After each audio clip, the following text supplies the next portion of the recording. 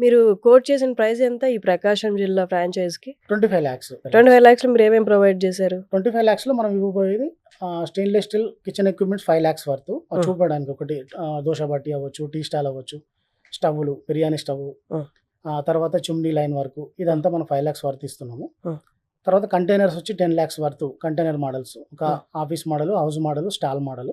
వాటితో పాటు ఈ 2 తయారు చేయడానికి కావాల్సిన టూల్స్ ఇస్తూ ట్రాన్స్‌పోర్ట్, జీఎస్టీ అంతా కలిపి 20 లాక్స్ వర్తబుల్ మనం మెటల్ ఇస్తున్నాము. 5 లాక్స్ అనేది మళ్ళీ ప్రమోషన్స్ దానికి మనం వాడదాం.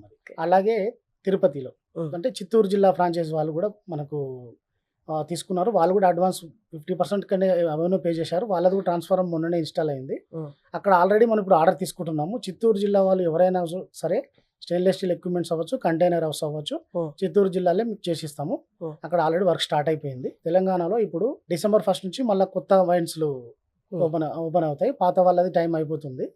వాళ్ళకి ఇప్పుడు నెక్స్ట్ అక్టోబర్‌లో టెండర్స్ తీసుకుంటారు.